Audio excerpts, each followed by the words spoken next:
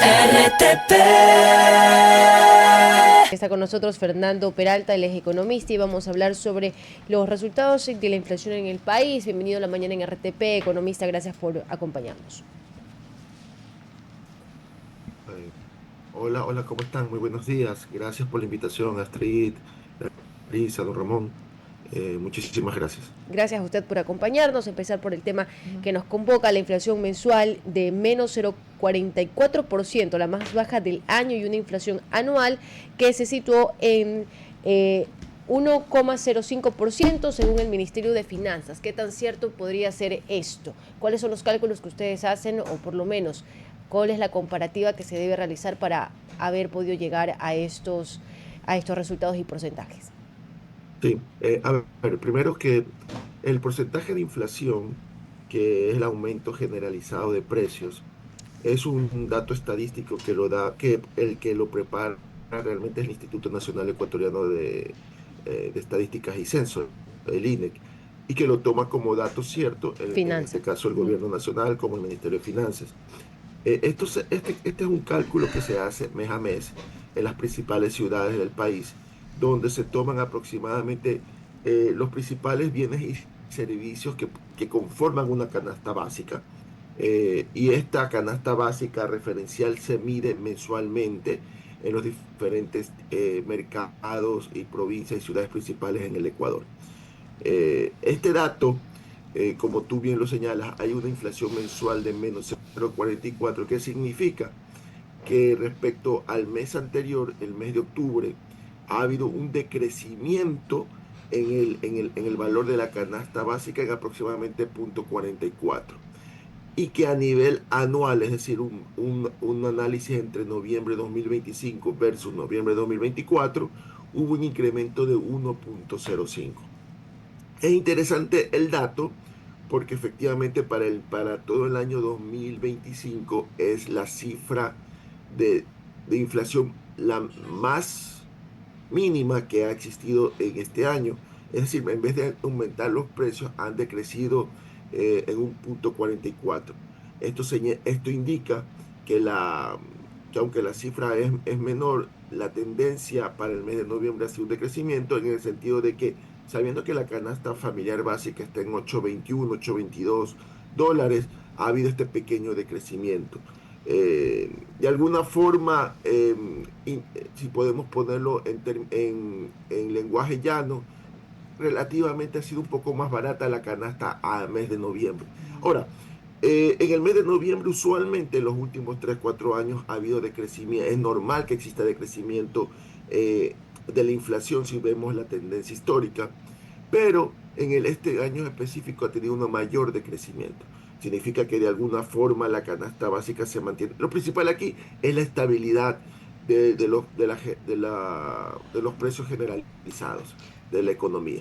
Y, Sabemos que uno de... Sí, perdón. no, no, está bien, Fernando, ¿cómo está? Buenos días.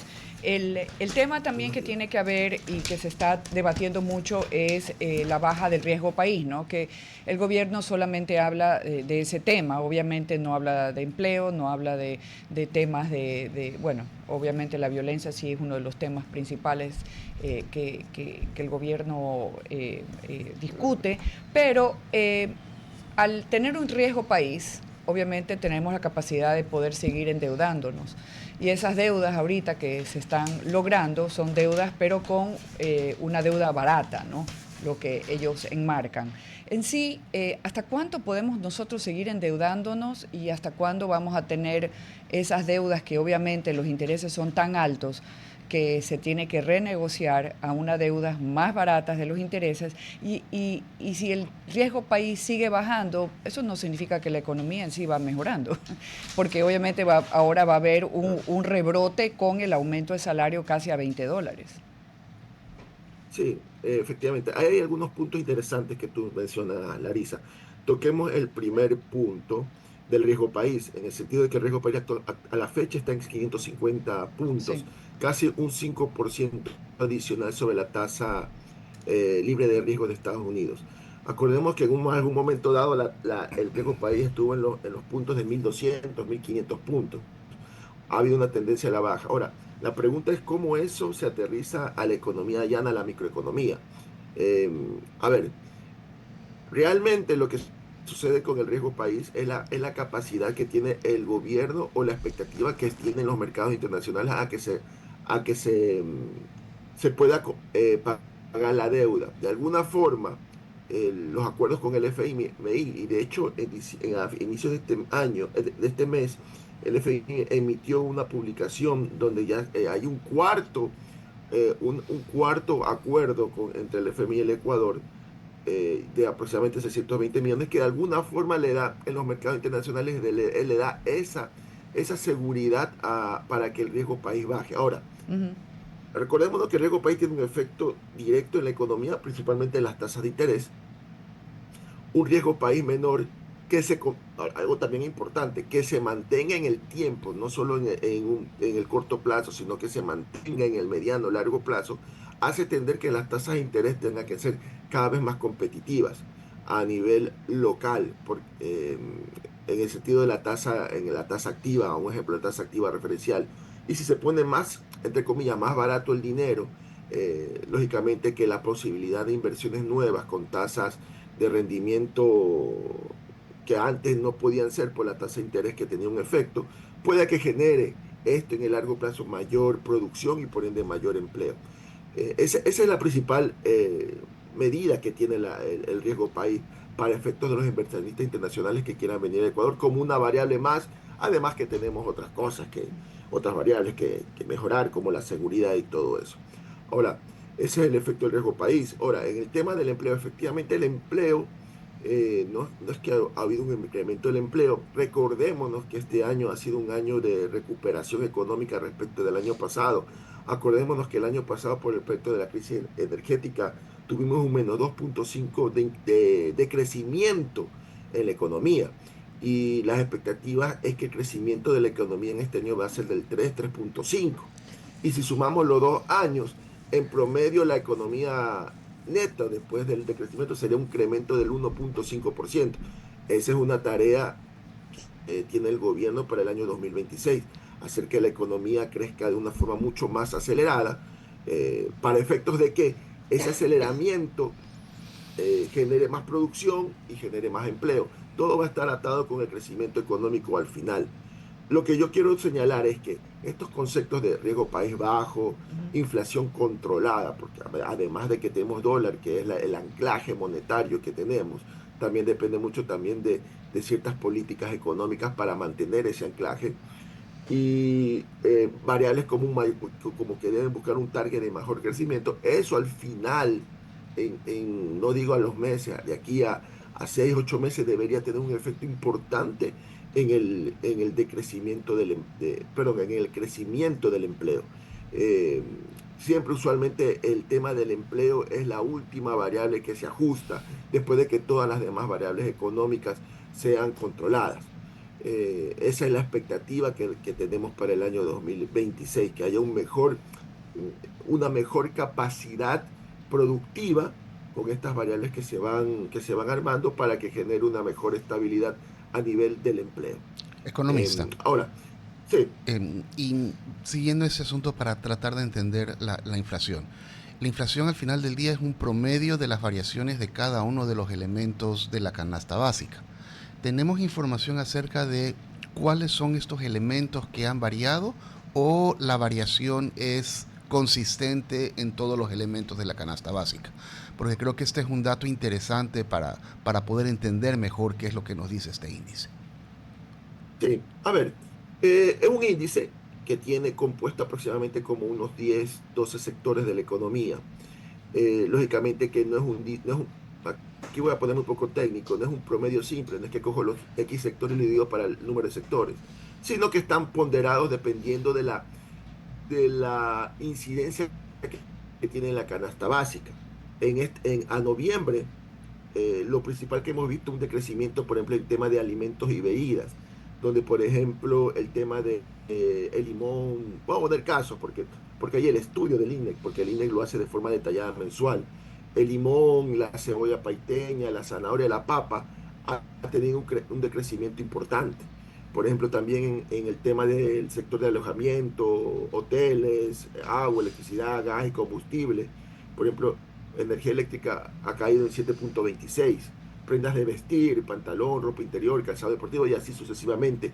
Han habido estos sectores, estos tres principales sectores que han influenciado en esta inflación total nacional en la disminución. Ahora, eh, son datos de las principales ciudades, en el caso de Guayaquil, Quito y la parte de la región andina, Ambato, Cuenca, Santo Domingo, etcétera. Entonces, ha habido un decrecimiento principalmente en estos productos que han llevado a que esta inflación mensual sea de menos 0,44. Ahora, lógicamente la expectativa que muy probablemente en diciembre, como es natural, va a crecer algo la inflación por efecto de la fiesta, el consumo, la demanda, pero la idea es que al final la inflación anual debe no rondar más allá del 2%, 2,3%. Y eso es importante porque seguimos manteniendo esa ruta de la estabilidad de precios, la estabilidad relativa de precios, anclado, como lo dije, por el tema de la dolarización, como un anclaje monetario. No sé si nos recordamos, personas que tengamos un poquito más de edad, recordémonos antes del Sucre, el año 2000, cuando la inflación mensual era de dos dígitos, 10, 12, 15%. Entonces, de alguna forma, es una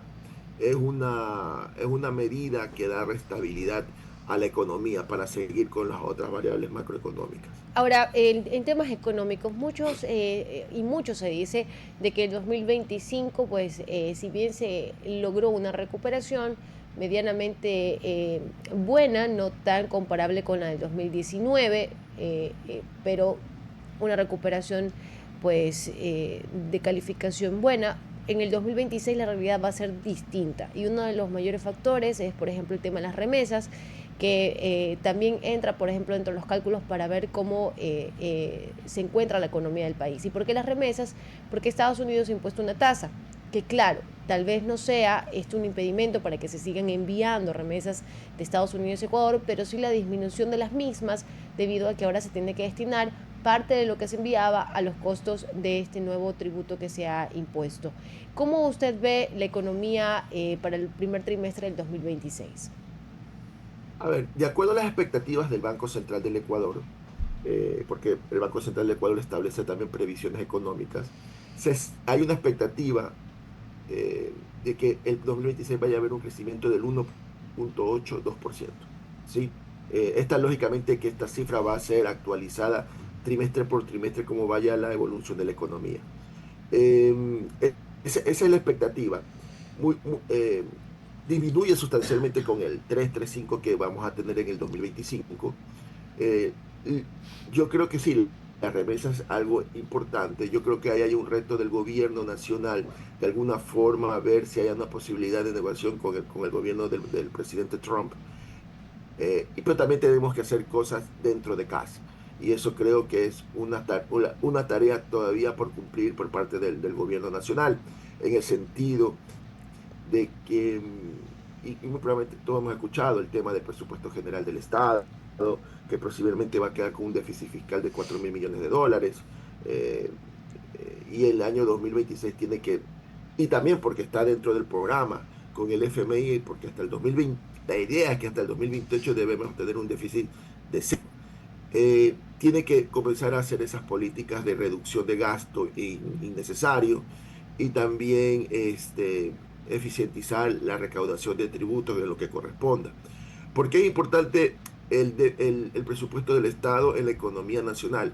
Porque cuando hay un déficit, cuando el gobierno gasta más de lo que le ingresa, va a tener una presión en cubrir ese gasto adicional con eh, mayores préstamos, y eso puede ser tanto préstamos internacionales como préstamos locales, y ahí hablamos del Instituto Ecuatoriano de Seguridad Nacional y todos estos fondos, y que de alguna forma esa demanda por dinero va a influenciar que ese dinero podría ir al sector privado a la inversión, y más bien el sector público lo está tomando. Entonces tiene un efecto de cubrir hay que cubrir el déficit para que esos recursos no pida tantos préstamos, disminuyamos los préstamos y más bien que esos préstamos sean destinados a la actividad del sector privado.